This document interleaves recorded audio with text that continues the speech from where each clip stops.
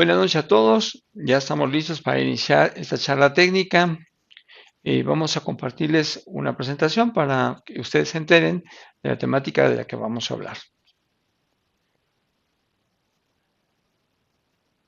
Ya estamos listos.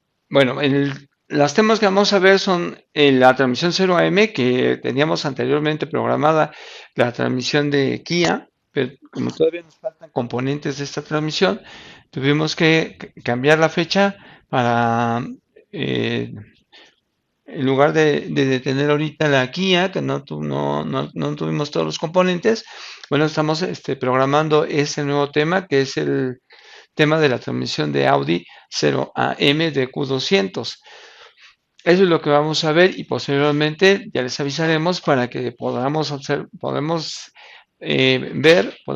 tomar el curso de la transmisión de Kia de doble clutch seco. ¿Ok? Pues como son temáticas parecidas, pues vamos a retomar este tema. Muy bien, esta transmisión que es muy abundante porque muchos vehículos la tienen, entre la marca Audi, Seat y Volkswagen, que aparecieron desde el 2009 más o menos. Hoy día hay mucho trabajo relacionado a estos sistemas, aunque ya es un sistema que está descontinuado. Ya los vehículos que ocuparon este sistema ya no siguen utilizando una DQ200. ¿Ok? Sin embargo, hay mucha carga todavía, mucho movimiento con esos sistemas. Y hay algo que hay que subrayar mucho.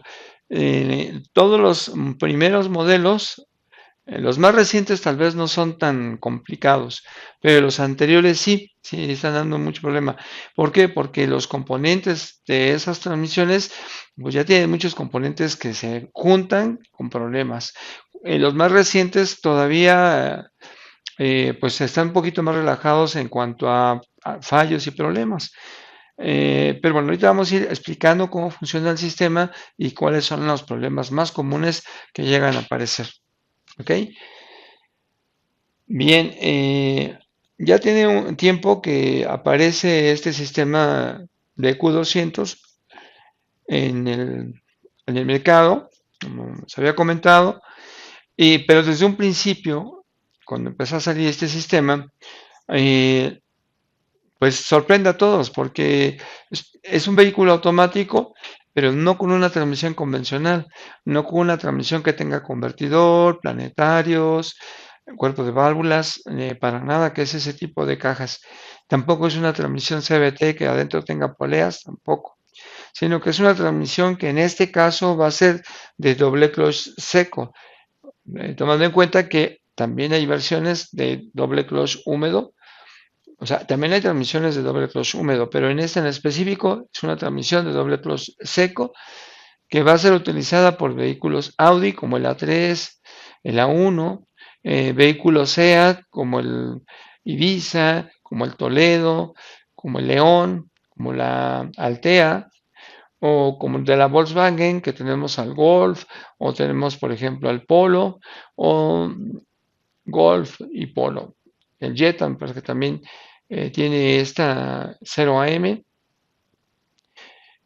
Entonces, todos estos vehículos cuentan con este sistema porque son vehículos medianos y además que tienen motores de 4 cilindros o con cilindradas que pueden ser desde 2 litros hasta 1.4, por ejemplo. O sea, hay una gran variedad de vehículos con diferente capacidad de motor y están equipadas con ese tipo de transmisión de clutch seco.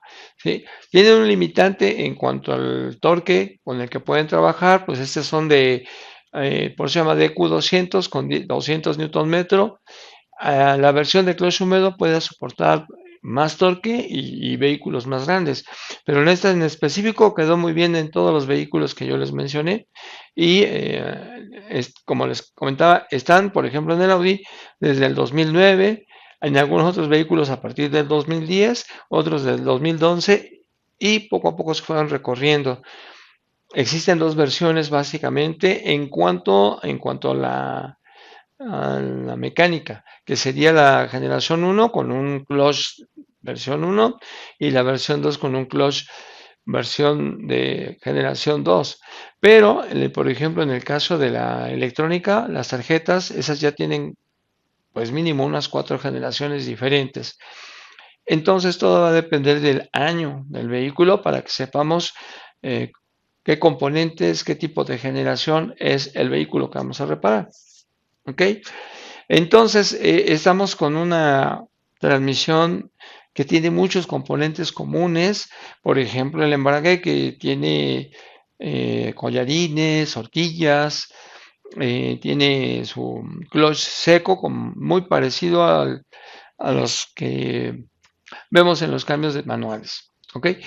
El embrague doble es algo especial, se hizo de manera muy especial precisamente para poder funcionar con una transmisión de engranajes helicoidales y convertir estos elementos en un vehículo automático. ¿Ok? Su diseño es especialmente para ser automático. Hay muchas veces que cuando vemos las transmisiones de doble clutch y aparecen engranajes helicoidales, muchos piensan que eso es como una transmisión de cambio manual y lo cierto es que no. Que tengamos engranajes helicoidales no quiere decir que eso sea de cambio manual, para nada, porque estos sistemas se diseñaron especialmente para trabajar como vehículo automático. Hay algunas transmisiones que son de un embrague electrónico que nada más ocupan un solo embrague, no doble, un solo embrague. Esas transmisiones sí son como de una familia de transmisiones de cambio manual. Esas sí se parecen mucho, sí, son muy parecidas. Pero las transmisiones de doble clutch que se van a ocupar para los vehículos automáticos, todo el desarrollo se hizo especialmente para ser automático, no para ser de cambio manual. ¿Sí? Toda la arquitectura es para ello, para ser automático, aunque tú ves engranajes con sincronizadores y componentes similares a los de los cambios manuales, pero esto no se diseñó para nada basado en, vamos, aunque tenga los elementos similares a la caja manual, no se diseñaron para ser manuales, simplemente son automáticos que también se pueden usar como Tiptronic y simular que tú puedas hacer los cambios de manera manual, sí, pero todo en una arquitectura, en una ingeniería basada en un vehículo automático. ¿Ok? Es totalmente diseño para hacer caja automática. Ok, entonces esos cloches están diseñados para alternarse y se va a asignar uno para los cambios pares y otro para los cambios impares, porque tenemos una transmisión de 7 cambios más reversa. Y esta transmisión se va a dividir en dos y su ingeniería está hecha para eso. Y de antemano, la mayoría de las cajas de doble embrague tienen la misma arquitectura. ¿Ok? En la parte frontal de la transmisión van a estar los cambios, bueno, en los árboles de engranajes. En la parte frontal van a estar los cambios pares y en la parte trasera van a estar los cambios impares, como si fueran dos mitades. ¿Ok? Vamos a tener dos flechas de entrada, la de los impares y la de los pares. Y los embragues van a estar anclados a las flechas de entrada. Uno va a ser para los cambios impares, el otro va a ser para los cambios pares. Del lado de los pares vamos a tener en esta transmisión segunda, cuarta, sexta y reversa. ¿Sí? ¿Okay? En esta transmisión, porque cada transmisión de doble clutch puede ser diferente en la manera en cómo acomodan a la reversa. En este caso la están colocando entre los árboles y la posición de los cambios pares. En la parte impar, pues ahí vamos a tener a primera, tercera, a quinta y a séptima. ¿Ok? Así va a estar formado los cambios de la transmisión. Entonces, cambios pares tendrán el embrague K2, o se le va a llamar K2 a ese embrague, y para los cambios en impares le vamos a llamar K1. ¿Ok? Entonces, ya entender cómo va a funcionar la caja ya no va a ser algo difícil porque ya las tenemos desde hace mucho tiempo. Lo que nos interesa es entender la causa de sus fallas y cómo solucionarlas. ¿Ok? Eh, el sistema está dividido en varias partes. Por ejemplo, el embrague. Esa es una parte muy importante y el 50% de los trabajos que llegan con ese tipo de vehículos es por embrague. porque el embrague no corta, porque solo tenemos cambios impares, porque solo tenemos cambios pares, porque golpean, porque tardan en aplicar, en fin, todo ese tipo de fallas están en el embrague. ¿Y qué es el embrague? Bueno, el embrague es la unión de la caja con el motor, esa unión, ¿ok? El motor lo vamos a unir con todo el engranaje impar y también lo vamos a unir con todo el engranaje par. Cuando algunos modelos desarrollaron el embrague electrónico, es decir, que había un embrague que se podía funcionar ya no con el pedal del clutch, sino que este podría ser ya sea de forma hidráulica o de forma electromecánica. El embrague se estaba aplicando y eh, eh, se podían seleccionar los diferentes engranajes sin que estemos pisando el pedal de clutch. Lo hacía de manera automática. Ese fue el primer intento de hacer que cajas de engranajes helicoidales funcionaran de manera automática. Fueron los primeros prototipos, por así decirlo, pero no tuvieron esos sistemas una gran calidad en los cambios. Por el contrario, se estaban quedando pues, muy rezagados. Y al final eran automáticos, pero no tenían esa versatilidad que normalmente tiene un vehículo automático. Entonces, de ahí la idea de mejorarlo y para mejorarlo y hacerlo que se sintiese como una transmisión convencional automática, se desarrolló el doble embrague. ¿Ok? Porque el doble embrague permite que el momento de entre cambio y cambio, ¿sí? El intervalo de primera a segunda, de segunda a tercera, de tercera a cuarta, sea por debajo de medio segundo. O sea, no tan solo por debajo de un segundo, sino algunos cambios están tan rápidos que a veces duran menos de medio segundo el intervalo de hacer un cambio de sexta a séptima, por ejemplo. Son muy rápidos los cambios porque no tenemos más que cambiar entre un clutch y otro. Si vamos en primera, será K1 el que está aplicado. Entre la segunda, solo hay que quitar a K1 y colocar K2. Entre la tercera, volvemos a colocar K1 y quitamos K2. O sea, los cambios tienen mucho que ver, únicamente es el reemplazo de embrague. ¿Por qué? Porque cuando tenemos una velocidad, por ejemplo, primera, también está seleccionada segunda. Tenemos dos engranajes listos para trabajar. Y cuando vamos en segunda, inmediatamente también tenemos el engranaje de tercera. O sea, el engranaje se anticipa antes de que el clutch se aplique. ¿Se puede? Claro que se puede. Se puede adelantarse al engranaje, ya sea como en cambios ascendentes o descendentes, para que los cambios sean demasiado rápidos. No se va a aplicar el clutch y el engranaje al mismo tiempo, no. O no se va a aplicar el clutch y luego el engranaje tampoco. Aquí se aplica el engranaje y después el clutch. Se puede aplicar antes.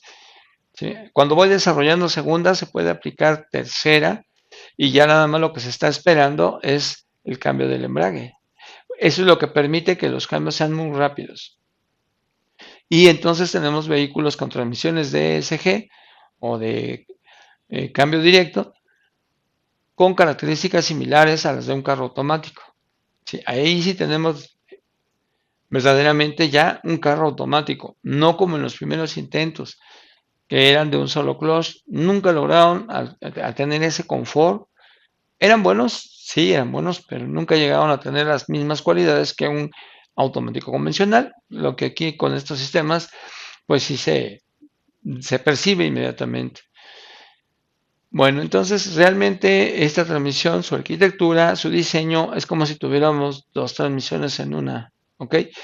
Y cuando está trabajando los cambios impares, los cambios pares se están preparando para entrar en acción, porque es uno y uno, una velocidad de los cambios impares, la otra los cambios pares.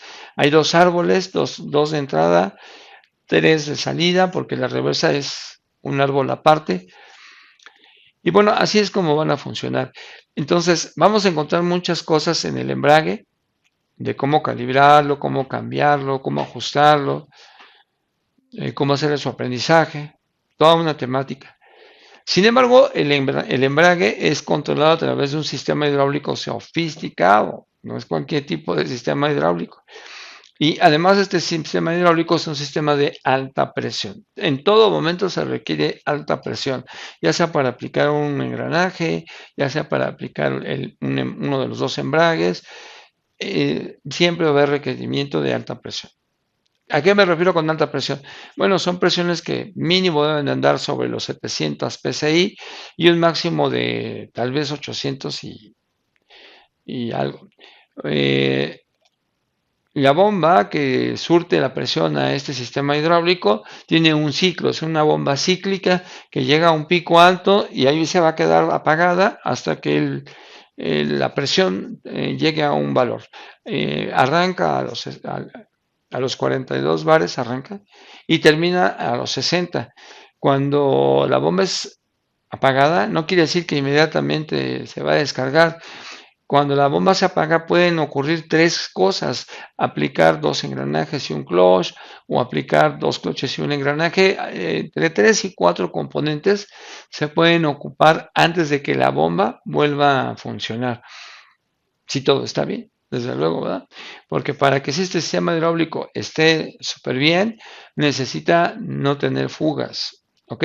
Necesita una bomba que esté funcionando de manera correcta y ocupa un acumulador hidráulico que también debe de estar en buenas condiciones. Si todo está bien, entonces la presión no va a estar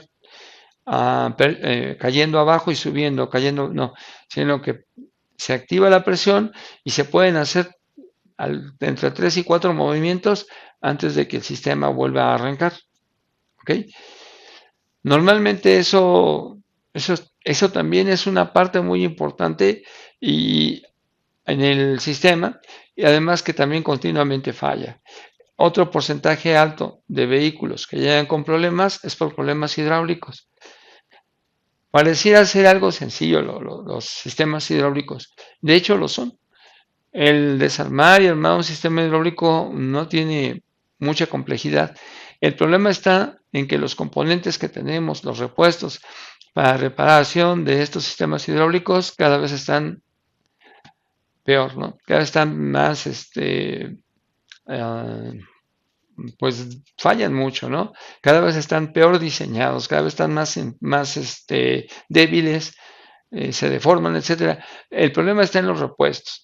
Si nosotros queremos reparar un sistema hidráulico, vamos a batallar un poquito, porque muchos repuestos que están en todos lados muchas veces no son los mejores. Y nosotros dependemos mucho de esos componentes para que tengamos una corrección exitosa en la parte hidráulica. ¿Okay? Y esa es toda una temática, saber encontrar los problemas, saber hacer pruebas para saber cuál es el componente de la parte hidráulica que es el que está mal. Casi se tiene que probar componente por componente, porque si algún elemento está fallando, hay veces que el carro se puede ir trabajando un mes, pero pasado un mes, un par de semanas, vuelve de regreso. ¿Por qué? Porque en algún momento, ya sea cuando se hace un alto o cuando vas caminando, se prende el foco de la transmisión. Y eso muchas veces viene acompañado por un código de presión hidráulica. ¿Ok? Entonces vamos a darles consejos, vamos a mostrarles cuál es la manera de hacer pruebas en el sistema hidráulico, porque tal vez armarlo y desarmarlo, que no es fácil, o tampoco es, por así decirlo, lo único que vamos a hacer, no, sino que también esos sistemas hidráulicos hay que aprender a saber qué parte del sistema hidráulico es el que nos está generando los problemas. Es varios, hay un montón de problemas que algunos de ellos pues les podemos ayudar a diagnosticarlos y a resolverlos. Pero la transmisión también tiene sus problemas. La transmisión también a veces tiene problemas con rodamientos porque nunca checan el nivel de aceite, a veces está trabajando con muy poco aceite. ¿Por qué? Porque a lo mejor tiene una fuga muy ligerita, pero como la transmisión no tiene muchos litros de aceite, apenas tendrá dos. Imagínate una fuga pequeña, con el paso del tiempo ya se fue medio litro y posteriormente hasta un litro completo, y la transmisión obviamente no va a trabajar bien con solo un litro de aceite. Me estoy refiriendo a la parte mecánica, porque la parte hidráulica, esa tiene otro fluido, ¿ok? Sin embargo, la mecánica también falla porque a veces hay bajo nivel de aceite. Pueden fallar rodamientos, pueden fallar eh, los cojinetes de las horquillas. eh, Normalmente eso es lo que nos llegan a fallar estos componentes, y en algunos casos la flecha del lado del conductor por X o por Y se sale de su lugar y rompe el housing, y hay que reemplazar ese housing. En los almohadillas de la reversa. eh, bueno, pues aquí no tenemos una gran variedad de fallas. Estamos muy limitados porque son cosas que son muy aguantadoras, pero sí tenemos a veces la necesidad de abrir la transmisión para el reemplazo de algunos componentes que están mal. Pero creo que, si mal no recuerdo, casi la mayoría de las partes que han estado mal son rodamientos. Si llegamos a tener un problema con algún sincronizador, algún componente, algún engranaje, normalmente lo que sucede con esas transmisiones es que se cambian los ejes completos, no se cambian por partes, sino que tú tienes que conseguir y bueno, no es tan problemático con estas transmisiones. Ahí se cambian las unidades completas. No voy a tener un problema en el engranaje de cuarta y lo voy a desarmar y lo cambie, eso no existe, porque nadie te vende partes así por separado. Lo que se vende aquí son los ejes completos. Así es que eso es muy rápido. En lugar de que te pongas a desarmar y cosas así, obtienes el eje completo, desarmas y vuelves a armar de manera muy rápida. Muy bien, entonces esto es lo que es el sistema mecatrónico, que está compuesto por dos partes: el sistema hidráulico, que es el que se encarga de actuar todos los cambios, y el embrague mismo, que es una cosa como esta. Y también tenemos en esta unidad tenemos la tarjeta. La TCM se encuentra aquí.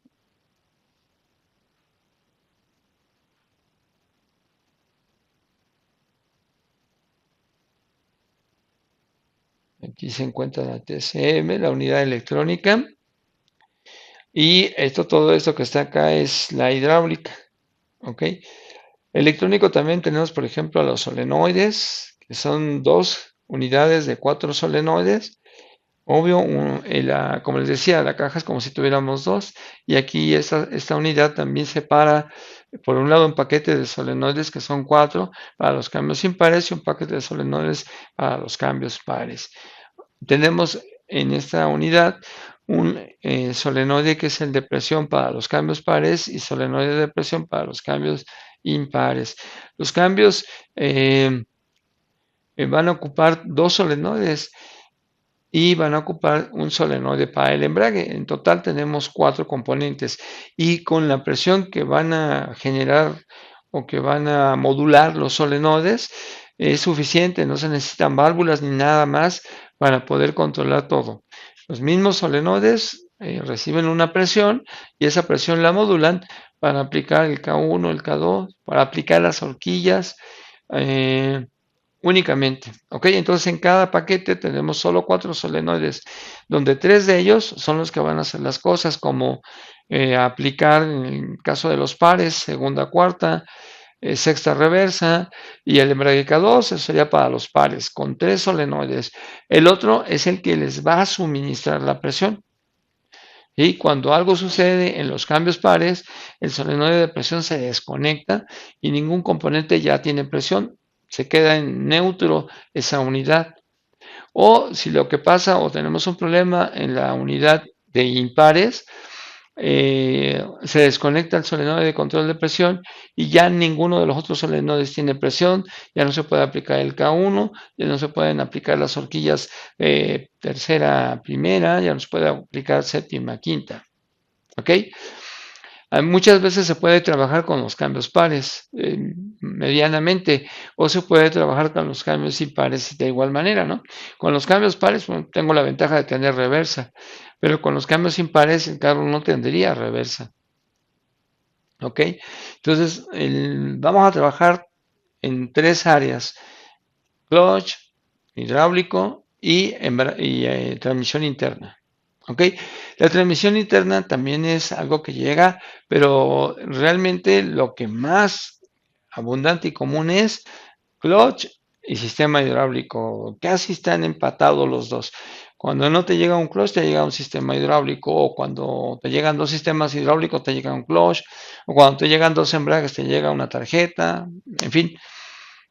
Bueno, es cierto que el módulo, el TCM, también ese es otro tema, porque independientemente de que la hidráulica esté bien y el embrague esté bien, la tarjeta también puede dañarse, también tiene sus fallas. Una de ellas te inhabilita la marcha, no te permite que marche el carro. También, pues, puede provocar problemas relacionados al motor de la bomba, problemas relacionados en algún solenoide. También hay problemas en la tarjeta y a veces son cuando tú tomas la lista de códigos, son muy precisos. Te das cuenta cuando la tarjeta está eh, teniendo códigos y se tiene que reemplazar. ¿Ok? Pero bueno, yo creo que lo seguimos en la parte, ¿qué es lo que más abunda? La parte hidráulica, el embrague, después tenemos la transmisión y tenemos la TCM. Creo que la TCM es más común que falle que la misma caja, la misma transmisión, pero más o menos están parejas. Eso es lo que hacemos con este sistema, ¿verdad? Tienes que aprender a diagnosticar todo. Te llega un carro caminando mal, que te está fallando, y primero que tienes que hacer es tratar de identificar cuál es el problema o los problemas que trae el vehículo. Aquí también es bien importante, como en todas las cajas, que te fijes bien en el kilometraje recorrido del vehículo.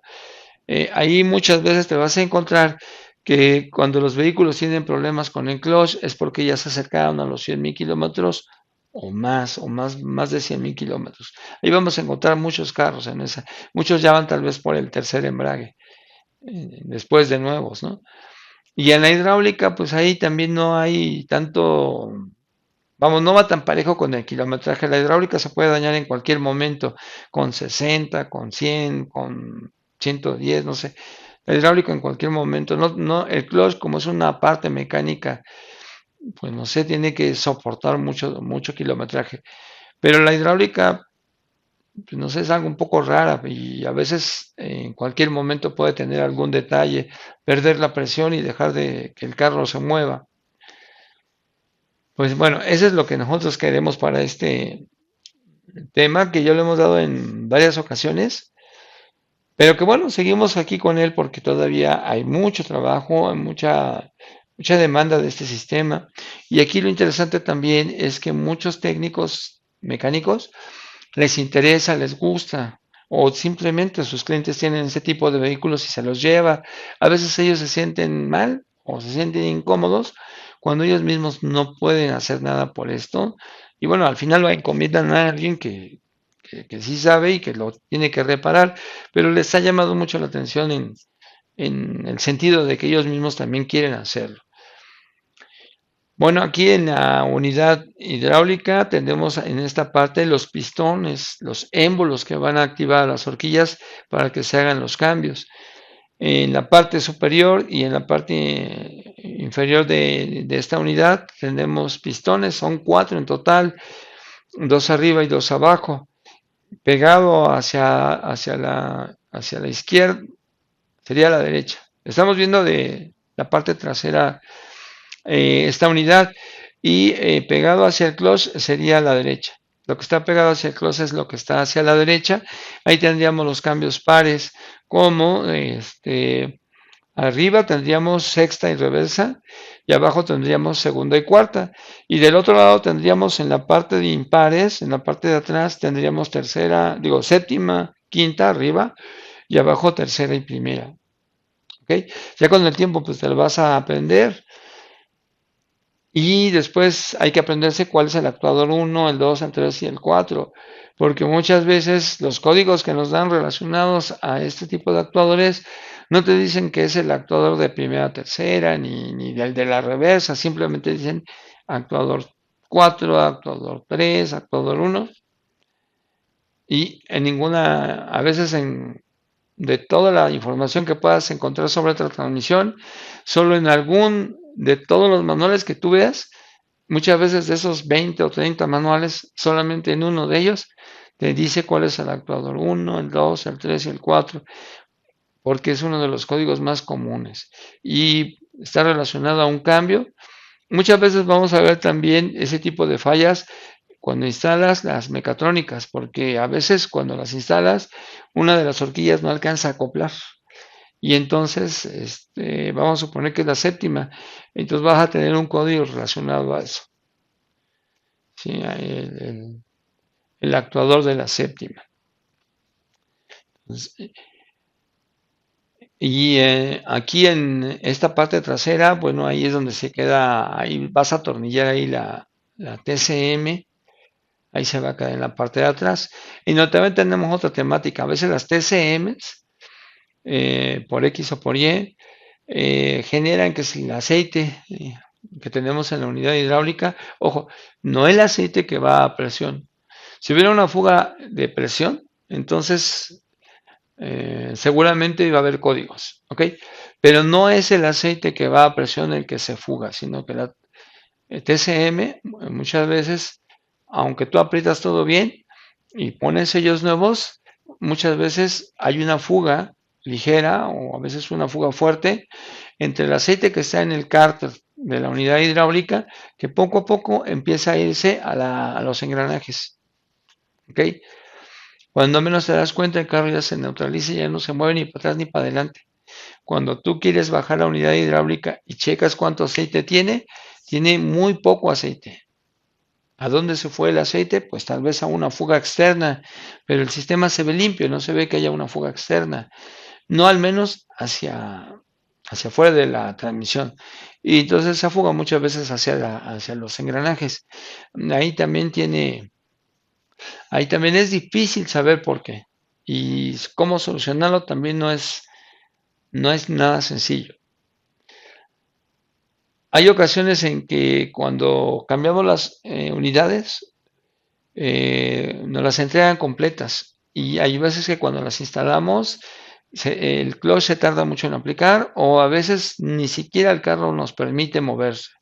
Porque a veces los vástagos de los embragues hay dos tipos, ya sea largos o cortos. Y si nosotros cambiamos toda la unidad y no nos fijamos que los vástagos no son iguales a los que tiene la unidad original, vamos a tener un problema de ese tipo, o mucha tardanza en la aplicación de clutch, o un golpeteo muy fuerte al seleccionar dry o reversa.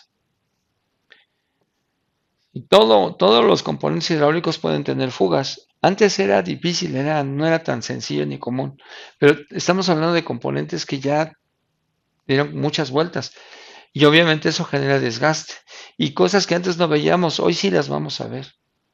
Hoy vamos a ver mucho más fugas que antes, con más componentes fallando. Y es normal, porque todos los componentes después de cierto tiempo, tarde que temprano, van a generar un problema. Lo importante es saber identificarlo.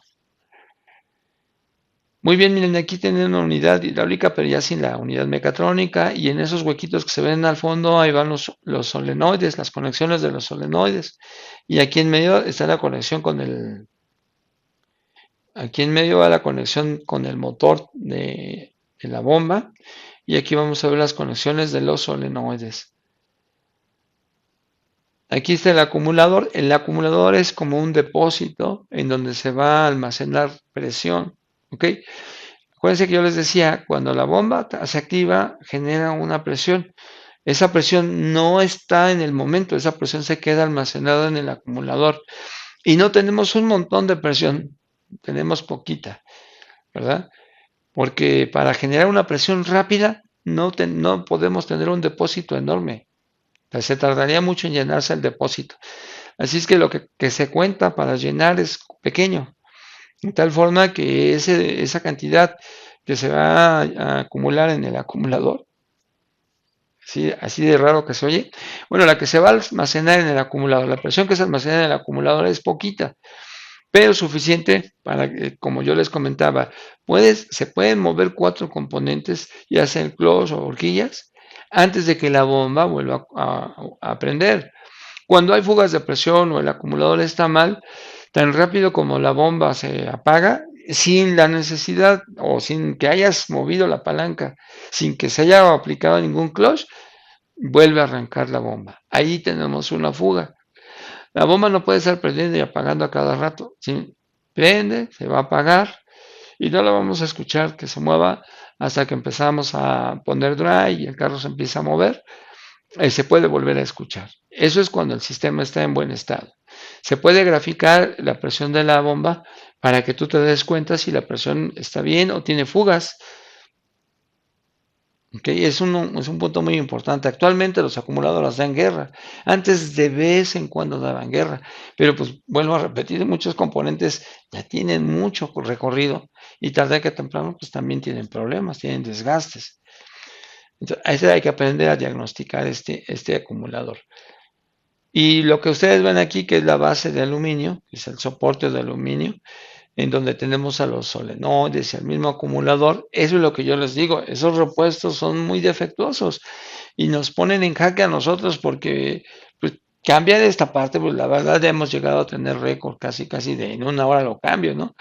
Pero no está ahí el detalle, no es en que cuánto tiempo lo quites y pongas, sino que, que sepas que lo que tú pusiste está funcionando de manera correcta. Porque muchas veces ya que lo estás instalando, sacas a probar el carro y cuando regresas tienes códigos. ¿Ok? Entonces hay ciertos tips para que tú cheques, inclusive desde antes de poner el aluminio, ya tienes que tener una idea de si eso te va a servir o no te va a servir. Los solenoides también dan guerra, también dan problema, pero aquí es difícil que sepas cuál y cómo y de qué manera podemos saber que un solenoide está mal. Bueno, pues aquí también de alguna forma también te podemos decir cómo lo hagas. ¿Ok? Hay dos formas, ya sea que lo quieras probar en todo el blog de solenoides o si lo quieres hacer de manera individual. Sí se puede, porque para eso hay herramientas que tú puedes tener para hacer tus pruebas y checar si los solenoides están bien o están mal. Estamos de nuevo viendo que cualquier elemento de esa unidad hidráulica, cualquiera puede no servir. ¿Ves? Entonces, tenemos que aprender a, a corregir todo eso, diagnosticado de manera correcta. Aquí también muchas veces necesitamos saber cuál es el solenoide de clutch, cuál es el solenoide de presión, cuál es el de las horquillas y muchas veces no tenemos la información a la mano, ¿ok? Pero eso tampoco es para nada difícil. Así que aquí también vamos a aprender a identificar los circuitos hidráulicos y saber para qué son estos solenoides. Los paquetes que tenemos ahí, que uno es para los impares y otro que son para los pares, son iguales. Si tú los cambias de lugar, te sirven igual. ¿Ok? Porque quedan exactamente en una posición en la cual el solenoide de presión siempre va a quedar en la cavidad donde debe de estar. Y el del clutch de igual manera. Y los de las horquillas de igual manera. Porque las cavidades de un lado no son las mismas del otro lado. Por ejemplo, en el lado izquierdo, el orificio 2 es el de presión, mientras que en el lado derecho, el que es el de presión es el 3. ¿Ya? O sea, al final, si tú lo cambias de lugar, va a quedar igual en la posición adecuada y correcta. Los cloches los tenemos, por ejemplo, en el lado derecho es el 1, pero del lado izquierdo el del clutch va a ser el 3. ¿Cómo lo sabemos? Bueno, porque en el circuito de clutch hay dos hoyos, como aquí, que hay dos hoyos. Ese es el circuito de clutch y luego se ve aquí, porque aquí viene uno de los pistones. Y un circuito parecido es este, mira. ¿Te das cuenta? Aquí también hay dos orificios. Este es el otro embrague y este va a llegar acá. Este es el circuito de solenoide de presión.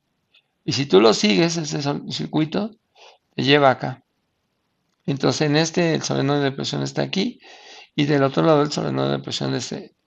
Pero lo sabemos no porque lo hayamos visto en el diagrama o en el manual, sino porque simplemente sigues. Aquí está el orificio del acumulador, aquí va a estar el de la bomba, y si tú sigues este circuito, te va a llevar al solenoide de presión del lado izquierdo y también al del lado derecho. Estos son los circuitos de las horquillas. El pistón se va a mover hacia adentro y hacia afuera y también va a estar en neutro, ¿ok? Entonces todo lo va a hacer un solenoide, pero el solenoide está hecho para sacar al pistón, no para meterlo, solo para sacarlo, ¿ok? Entonces, ¿cómo se mete el pistón? Ah, bueno, los pistones, los émbolos, están todos y cada uno de ellos está conectado a la presión de línea de los solenoides. Entonces, esa presión de línea que le llega al émbolo es para que entren, para que lleguen hasta el fondo, ¿ok? Entonces, la tendencia de los émbolos es irse hacia adentro. Y el solenoide va a generar dos posiciones, dependiendo de la presión que tenga. Una de ellas va a ser ponerlo en neutro y la otra va a ser correrlo hacia afuera, ¿ok? Aquí tenemos dos eh, circuitos. ¿Para qué? Para las horquillas. Uno es para que salga la horquilla y el otro es para que entre.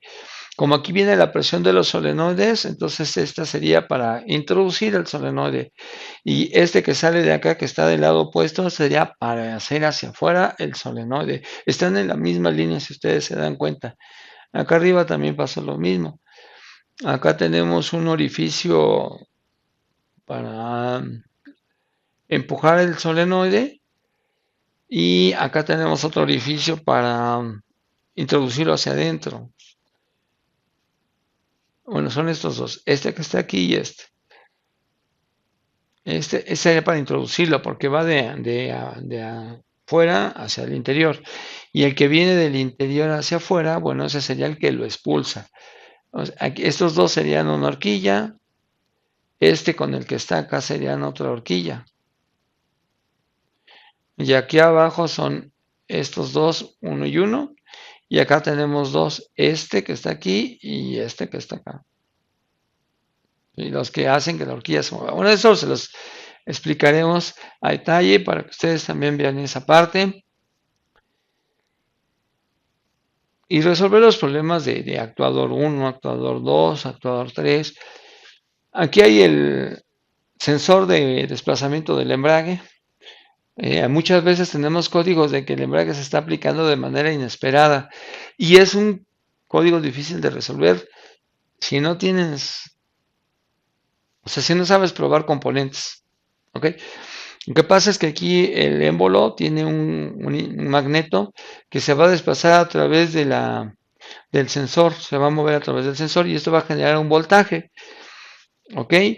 Y obviamente esto es cuando la TCM dice que se aplique el K1 o el K2, pero muchas veces, aunque la TCM no esté pensando en mover a un embrague, está en tercera y está moviendo al K1 y ni siquiera le interesa el K2 en ese momento, y de repente se ve que voltaje en el K2. Ah, caray, pero ¿por qué hay voltaje en el K2 si estoy trabajando con el K1? Entonces se genera un código que dice que el clock se está aplicando de manera inesperada.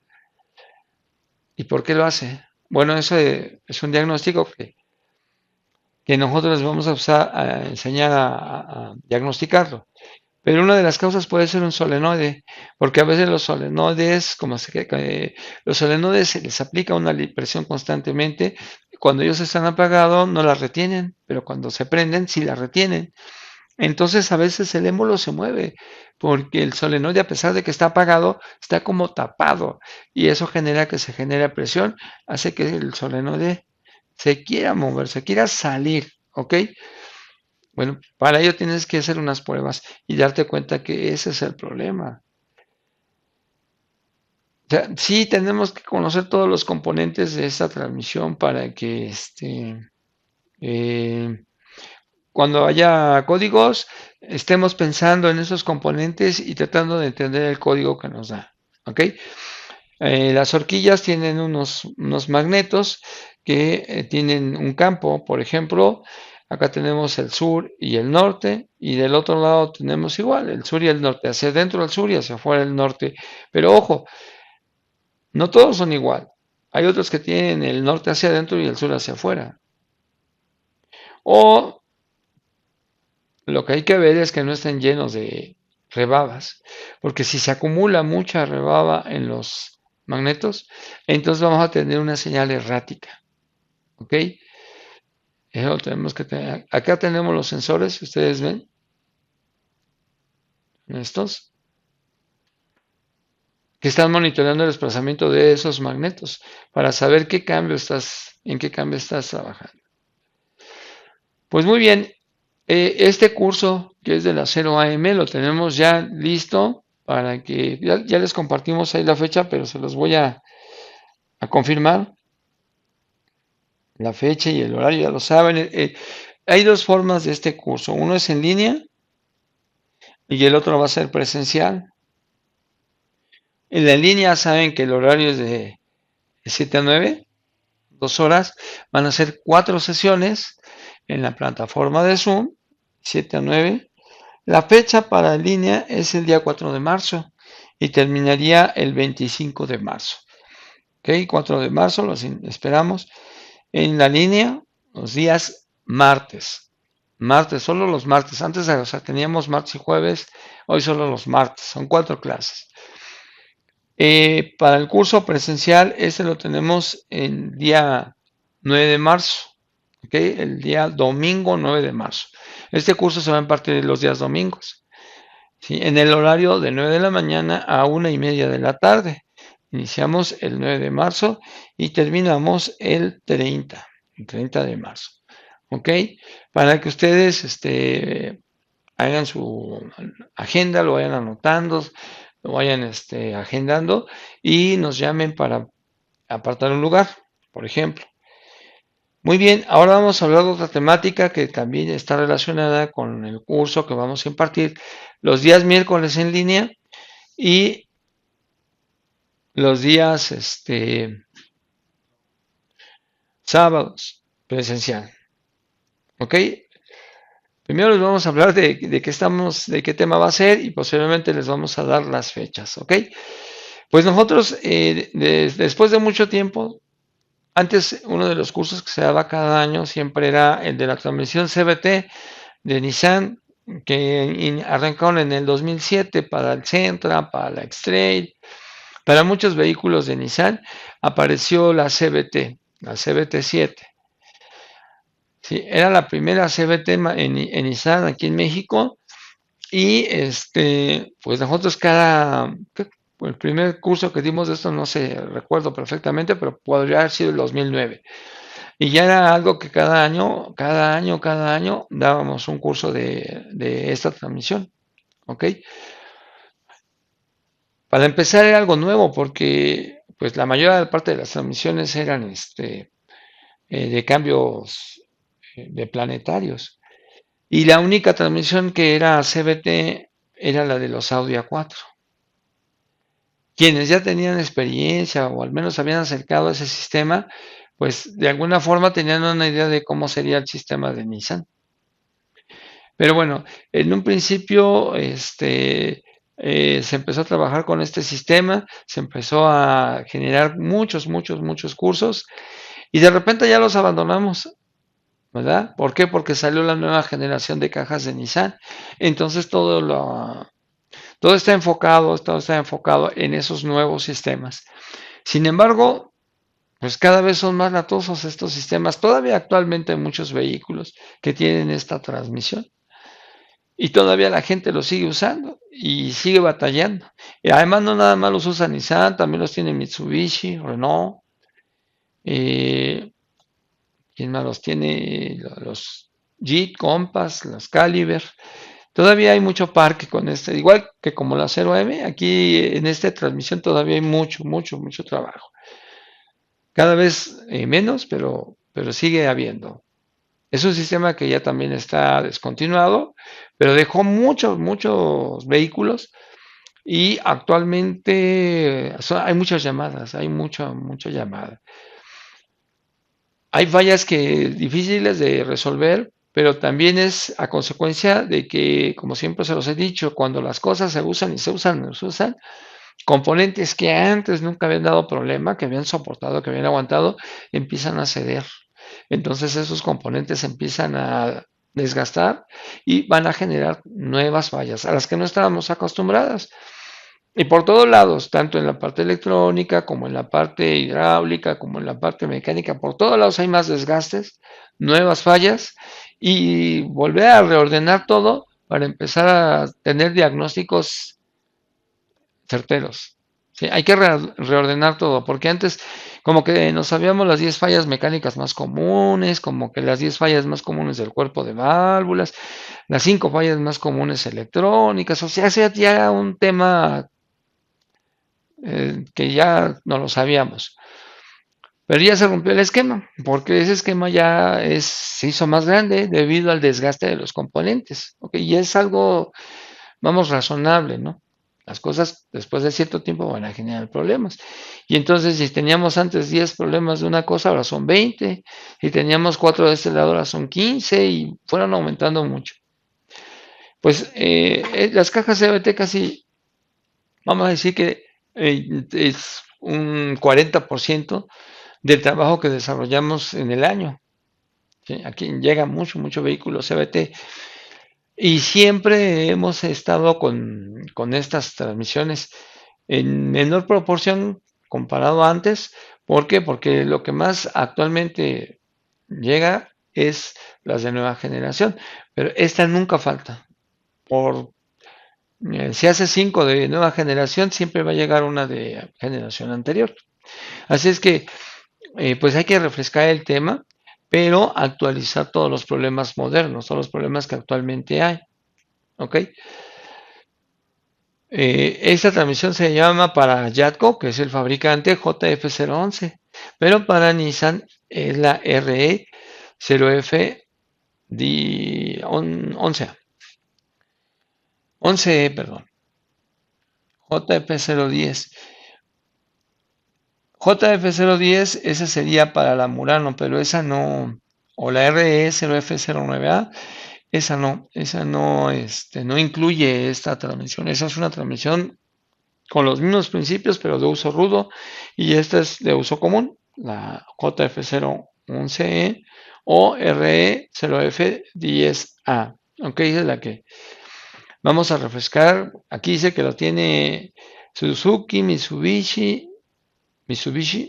Jeep y Dodge. Ok, todos esos marcas tienen una caja como estas. Ya hay algunas variantes en Nissan, Sentra, X-Trail, Altima.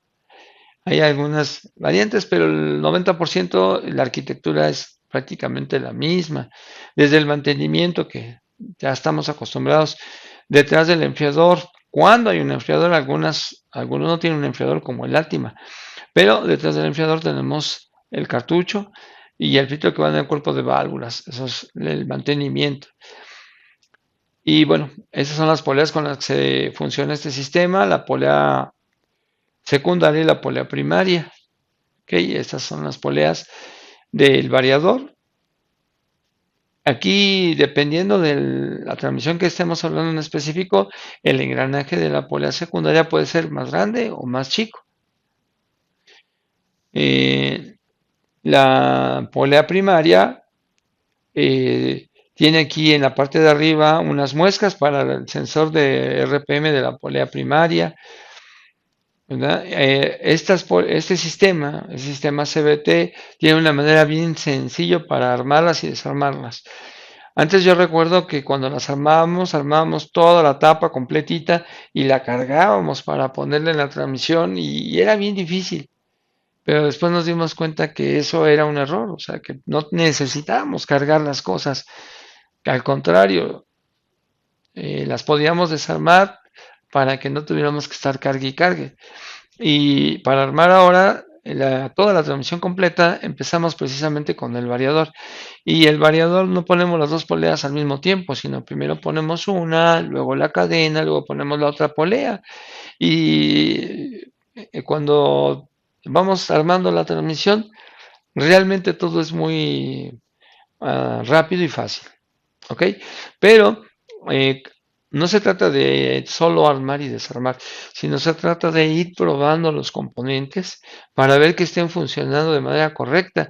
Les puedo decir que muchas veces estamos armando algo que no sirve, ¿ok? Muchas veces estábamos cambiando los variadores porque los que teníamos pues estaban dañados, ya muy rayados, muy maltratados. Y pues obviamente íbamos a conseguir los variadores y nos traíamos unos muy buenos variadores aparentemente, porque decíamos, mira, no está rayada la polea, la cadena está casi nuevecita, tráetelo. Y los poníamos en la transmisión y montábamos el vehículo y un falladero. Y nunca pensamos que el variador no sirviera, porque pues, algo quedó mal, el cuerpo, empieza por el cuerpo. Ponle otro cuerpo. Las fallas no se quitan. A ver, vamos a revisar todo de nuevo. Vamos a empezar desde cero. A ver, pruébate las poleas. Polea de resorte, polea secundaria, muy bien, buena retención. Polea primaria, horribles fugas. Oye, ¿cómo va a tener fugas? Pues como no la desarmamos, a lo mejor el anillo se quedó pegado. Ah, bueno, tienes razón, vamos a desarmarla. Bien difícil de desarmarla esa polea. ¿Por qué? Porque ya tenían un daño interno. Adentro estaba dañado, se habían salido los balines, estaba destrozada la polea por dentro y no se veía. Entonces nosotros pues nunca dudamos de que la polea estuviera mal. La polea primaria es una de las poleas que tienen mucho daño. Y aún a veces cuando tú compras un variador y tú ves la polea y se ve sin ninguna rayita, o sea, se ve súper pulidita, eso no quiere decir que esté buena, no, para nada. Lo que hacíamos nosotros ahora era quitar la cadena. Para quitar la cadena tienes que comprimir el resorte de la polea secundaria para que quede libre la cadena y puedas sacar las poleas. Entonces ya después viene la polea que es muy sencilla. Tratar de ver si la polea cierra y abre de manera fácil, porque esa polea abre y cierra fácil. Si se atora, esa polea ya no sirve. Tiene un detalle interno. Internamente ya los balines se salieron de su lugar, entonces ya no recorre bonito, ya no se desplaza solita, sino te cuesta trabajo abrirla y cerrarla, esa polea no sirve. Aunque, vuelvo a repetir, por fuera se ve casi nuevecita, ¿sí? Es algo que es engañoso, pero así pasa. Entonces todos los componentes se tienen que revisar, se tienen que checar. Tampoco te vas a tardar mucho, es algo que se puede hacer rápido, pero que es necesario. En los convertidores para ese sistema siempre hay que tener la certeza de que el convertidor es el correcto, ¿ok? Porque hay como tres tipos de convertidor dependiendo del vehículo y muchas veces cuando ponemos un convertidor que no es, el carro va a ser una falla difícil de diagnosticar. Vamos a dudar de todo, pero menos del convertidor, porque es el último que pensamos o que no sabemos que esa falla la puede provocar el convertidor. Ajá, el carro cuando tú lo pones en drive y aceleras, el carro se mueve, pero después de 2 segundos pierde toda la potencia y después de 4 segundos vuelve a jalar como si hubieras cerrado el switch y lo hubieras vuelto a abrir. Y después el carro ya se mueve y no falla, nada más es en el arranque. Y es una falla generada por el convertidor. Sí, los embragues de avance a veces no aplican o tardan en aplicar por desgaste en el soporte central. Los anillos desgastan el soporte central. Hay mucha rebaba a veces en la transmisión. Después de que la armaste, empiezan a oírse ruidos, el carro no camina y todo es por el valero que va, este valero. Si lo pones al revés, dañas y se genera mucha rebaba aquí y se tapa el filtro y se hace mucho ruido por poner este rodamiento al revés. Aquí está lo que les decía de los convertidores. Fíjese que los convertidores, bueno, independientemente del código que tengan, tienen aquí unas muesquitas. Estas muesquitas tienen una inclinación. Por ejemplo, este podría decirte que es como de centra, porque la inclinación de las muescas es muy pequeñita. Y entre, por ejemplo, un X-Trail o un vehículo con mayor torque, tiene mucha inclinación aquí abajo en la muesca, está muy inclinada. Si casi no tiene inclinaciones como para un Sentra. Si tiene una inclinación grande, esa puede ser para una X-Trail, para una Mitsubishi. Y ahí es donde luego hay problemas. Mira, aquí se ve la inclinación de las muescas. Sí, ese problema, digo, es fácil de resolver, pero honestamente no es tan fácil de diagnosticar. Aquí también luego ya tenemos problemas en las CVTs a causa del valero que se desgasta. Si este valero también se desgasta, la polea en la parte interna empieza a rozar con este tubito. Ese tubito tiene un anillo. Entonces roza tanto que de plano ya deja de sellar y se pierde la presión de la polea. Ajá. Y todo fue a causa de que el valero se dañó. ¿Y por qué se dañó? Pues es una pieza que con el tiempo se desgasta. ¿Ok?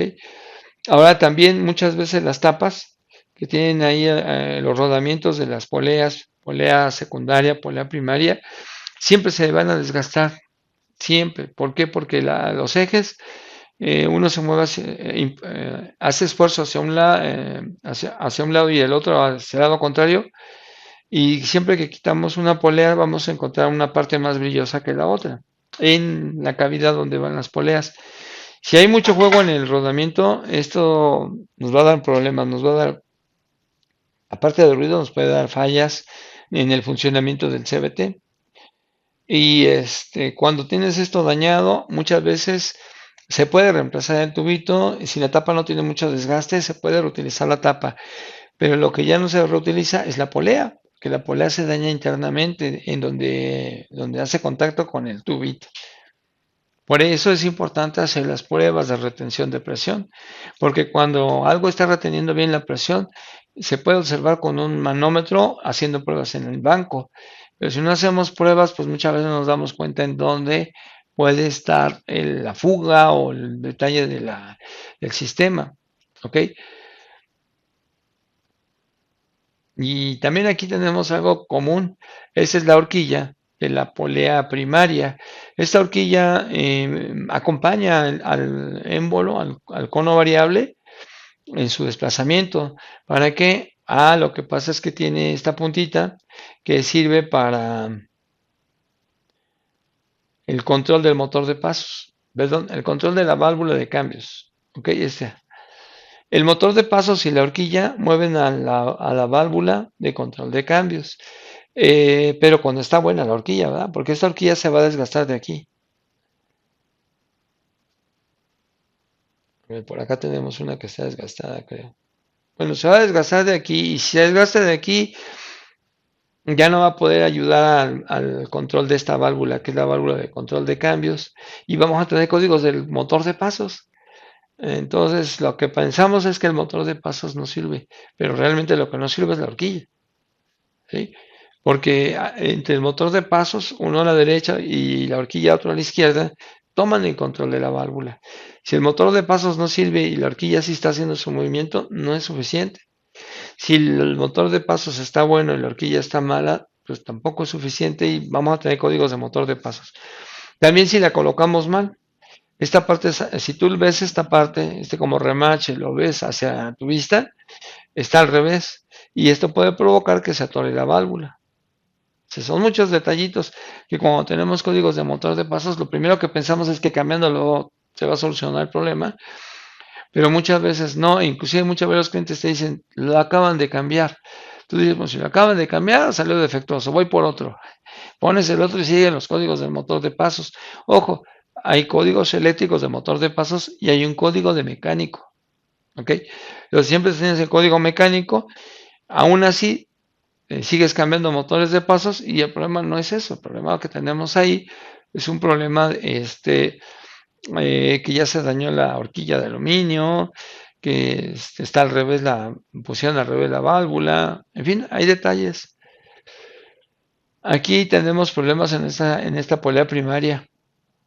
Los balincitos se salen de su lugar o desgastan la pista donde se mueven. Actualmente estos ya no se utilizan, se ponen unos rodillitos aquí que no son tan problemáticos como los balincitos. Esta polea se ha vuelto escasa porque es una de las que más se daña en este sistema. Allá este anillo en la marca Transec siempre salió bueno, pero actualmente también hay anillos en C que también ayudan a un excelente sellado. Ahora, lo que antes no teníamos era que hubiera fugas en el eje y ahora muchas veces hay una fuga muy fuerte aquí en el eje, lo cual quiere decir que hay que reemplazarlo, desafortunadamente.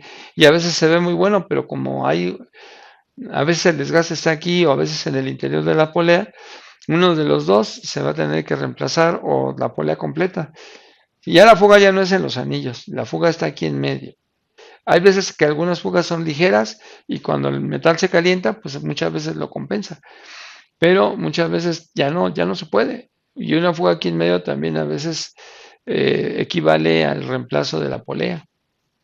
Por eso le decía que la clave está en hacer pruebas. Aquí están los componentes de esta polea. Antes pensábamos que esta iba a ser la polea más latosa, que iba a ser la que más guerrada, porque siempre tiene su resorte ahí y trabaja con mucho más presión. Y en efecto sí da también problemas, pero no tanto como esta.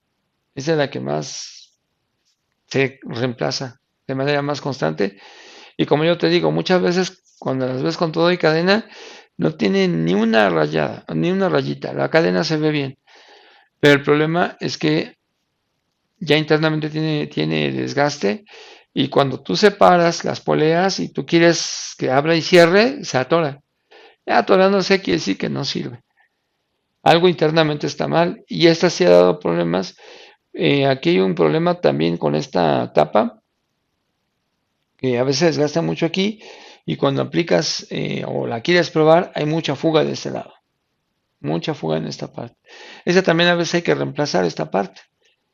E igual que la otra polea, muchas veces la fuga la sientes en el centro donde va el eje y bueno, pues, cuando está tolerante esa fuga, entonces puedes usar la polea, ¿verdad? ¿Cómo me doy cuenta de que la fuga, a pesar de que puse los anillos, ya se pierde mucha presión? ¿Cómo me doy cuenta? Pues hay dos maneras, ¿no? Checando con la presión con un manómetro y la otra es vigilar. Fíjense bien, ¿eh? Porque aquí está la clave. Tú vigila la corriente del solenoide de presión de la polea secundaria. Vigila. El solenoide, entre más corriente tiene, menos presión está generando. Y entre menos corriente tiene, o sea, menos corriente, mayor presión está generando. Entonces, si el solenoide tiene muy poca corriente, quiere decir que está tratando de compensar la fuga, ¿sí? Si tú, no sé, pudieras graficar la corriente de este solenoide de presión de la polea secundaria o de la polea primaria, te darías cuenta cuáles son los valores comunes de corriente que tienen las poleas y no están dando problemas, o sea, no tienes fugas de presión. Pero cuando la polea tiene fugas que ya no son el anillo, que ya están por otro lado, también te puedes dar cuenta que el solenoide tiene poca corriente. Y el tener poca corriente significa que el solenoide está tratando de dar lo más que pueda para que la polea tenga la corriente correcta. ¿Sí? Y cuando llegamos a un límite, entonces vienen los códigos de los solenoides. Solenoide de presión B, solenoide de presión A, y no los podemos borrar. Pues ya no es tanto porque los anillos hayan salido malos, porque antes ese era el problema, los anillos no sellaban. Ahora ya olvídate de eso, ahora los anillos sí sellan, lo que no sellan son las poleas. Así que está sucediendo lo mismo que sucedía con los anillos, pero ahora con la parte mecánica de la polea. Ahí también hay que hacer el diagnóstico y no es para nada fácil. Es el trabajo de la CBT, mira, cuando arranca, la polea primaria está totalmente abierta y la secundaria totalmente cerrada. Cuando ya vamos en el último cambio, la polea secundaria está totalmente abierta y la primaria totalmente, perdón, la polea, así, primaria abierta y la polea secundaria abierta y la polea primaria cerrada. Al principio la polea primaria abierta, la secundaria cerrada. El último cambio, así vas a estar trabajando la cadena y las poleas, así es, en el último cambio. No sé, por ejemplo, en el séptimo cambio, si es que tiene Tiptronic. Cuando frenas y llegas al alto total, empieza el ciclo con la polea abierta y la otra cerrada. Van en sentido contrario. Mientras una va abriendo, la otra va cerrando. Toda esta forma de cómo trabajan, bueno, en los cursos les vamos explicando. Este componente es, o sea, como yo les comentaba, lo hemos cambiado mucho porque las ranuras de los anillos se hacen grandes y ya los anillos ya no sellan. Entonces el embrague de avance a veces no aplica o tarda mucho en aplicar por la fuga que generan estos anillos. Siempre hay que revisarlo en esos modelos que no tengan mucha holgura las ranuras de los anillos. Son para el embrague de avance. Bueno, aquí lo de la flechita, eso ya todo el mundo se lo sabe. Pues bien, hay muchos detalles en esta transmisión JF011 que han subido de tono. Miren, esa es la manera correcta que se pone la válvula, con el segurito hacia frente. Si el segurito no se ve y se ve el remache, quiere decir que la válvula está al revés, que no se colocó de manera correcta. Cuando tú saques un cuerpo de válvulas y veas que el vástago del motor de pasos está hasta afuera, eso quiere decir que ahí hay un problema. Puede ser una fuga de presión. Esto era lo que antes, año con año, nunca faltaba este curso. Y ahora no es que lo querramos retomar nada más por quererlo retomar, sino que como hay tantas fallas nuevas, que la gente necesita refrescar el tema y conocer cuál sería la solución para las nuevas fallas que tiene este sistema, porque sí va a ser necesario repasar esto. Hay veces en que tú dices, no, yo ya no agarro esos carros, son bien latosos, ya no quiero saber nada de ellos. Buena idea. Pero hay veces que llega nuestro mejor cliente con el carro que le acaba de comprar a su hija, a su hijo, a su esposa, y es uno de estos. Y no le puedes decir a tu mejor cliente que te trae todos los carros posibles y nunca falta, decirle, ¿sabes qué? No, eso no lo arreglo. ¿No? Ahí, aunque no quieras, lo vas a tener que hacer. ¿Verdad? Aquí está lo que yo les digo. Estos sistemas siempre traen tornillos para que pruebes lo que tú necesites. Lo que tú creas que es necesario probar, ahí está. Ahí lo puedes probar. Y bueno, aquí están para las pruebas eléctricas y también un tip para probar el motor de pasos con el conector. Puedes hacer que entre o salga de su lugar. ¿Sí?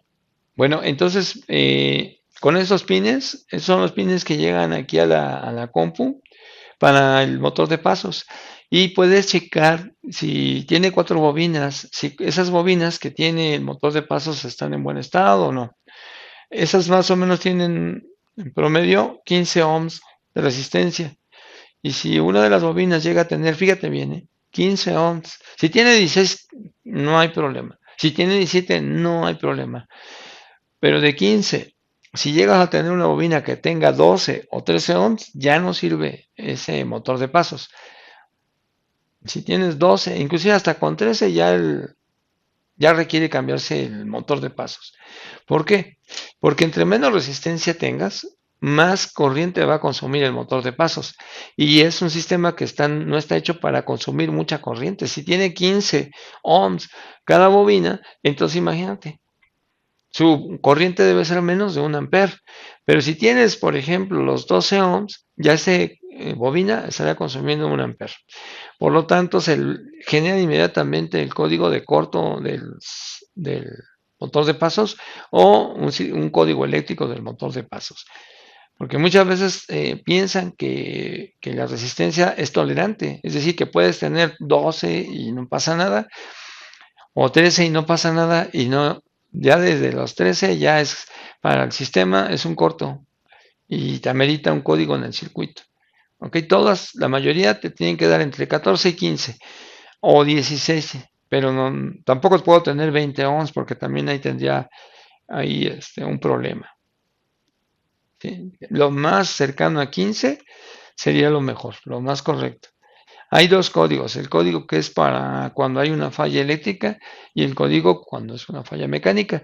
Y aquí desde el conector, si tú tienes conectado el arnés, es más, está el puesto en el cuerpo de válvulas y tienes el conector, si tocas 9 y 8 el vástago va a entrar, y si tocas 7 y 6 pero no de que te quedes ahí un ratito, no, es uno y uno, medio segundo y medio segundo, el vástago sale o el vástago entra.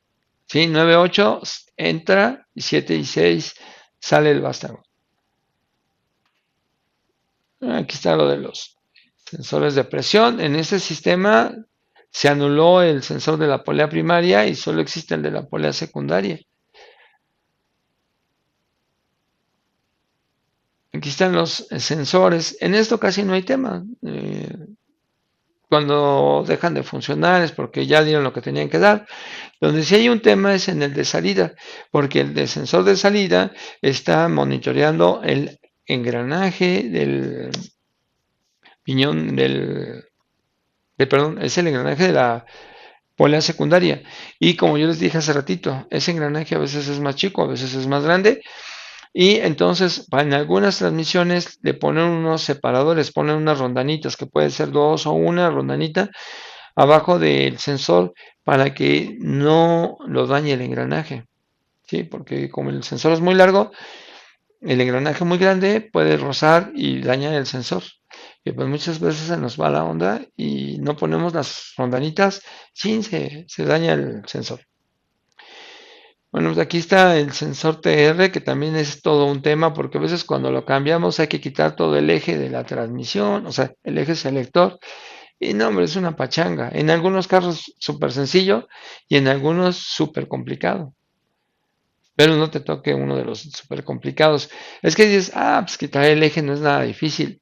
Pues sí es difícil porque llevan un seguro que quién sabe cómo lo pusieron, que es bien difícil de extraer ese seguro. Y si no quitas ese seguro, no quitas el eje. Si no quitas el eje, no quitas el sensor. Y bueno, aquí había una prueba, pero creo que ya no la.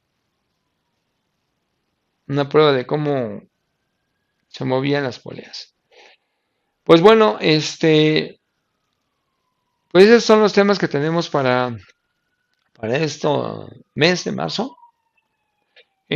Para este de CBT, la fecha va a ser, digo, vamos a compartirles todo esto. Para en la línea del curso JF011 va a ser el miércoles 9 de marzo. Miércoles 9 de marzo, horario 7 a 9 de la noche de la Ciudad de México. Y este terminaría el día 30 de marzo, los días miércoles. ¿Ok? Para el caso del presencial sería inicio el sábado 8 de marzo, de 9 a 1:30 de 9 de la mañana a 1:30 de la tarde, y tendríamos el final el día 29. ¿Ok? Esas son las temáticas que tenemos en este mes. Eh, Estábamos retrocediendo un poquito las temáticas, ya que casi nosotros teníamos temáticas muy recientes. Pero como ha habido muchas llamadas, muchas consultas relacionadas a estas temáticas, pues quisimos incluirlas. La verdad es que quisimos incluirlas en este inicio de año, en estos meses, para que queden muchas ideas, muchos tips para solucionar los problemas que están dando. Tenemos toda la gran intención de también tener temas de actualización que esperamos se puedan hacer después del segundo semestre para que ustedes sigan viendo temas muy recientes. ¿Ok? Todavía no tenemos así contemplado el calendario de los temas que vamos a dar, las fechas, pero tenemos ya contemplados al menos tres nuevos temas que no se han hecho aquí. Uno de ellos será el de Kia, que más adelante lo vamos a tener. Tenemos por ahí también temas de 9 cambios, temas de CVTs, de vehículos recientes. Y bueno, pues esperamos nos sigan aquí con nosotros, porque siempre hay material importante que les va a ayudar, que les va a servir en el día a día. Pues bueno, ya les dimos las fechas, los horarios, los costos. En este año realmente casi estandarizamos los costos, ¿verdad? Y para todo tipo de curso estamos solamente cobrando 3,000 pesos. ¿Ok? Entonces, están nuestros números de contacto compartidos. Eh, para cualquier cosa quieren apartar un lugar, quieren hablar con nosotros porque son 3 en el taller, no sé, cualquier cosa, cualquier comentario o duda que tengan, compartimos los comentarios a través de WhatsApp, podemos mandarnos mensajes y poder atenderlos también. Bueno, pues por el momento es todo. Esperamos sus llamados para ir apartando lugares y extenderlos en los cursos. Muchas gracias a todos y nos vemos en la siguiente.